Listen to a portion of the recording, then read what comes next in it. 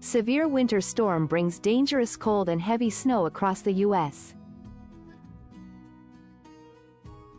Subzero temperatures will hit northern plains starting Thursday, spreading across multiple regions. Heavy snow, sleet, and freezing rain expected from Mississippi Valley to Northeast and Ohio Valley.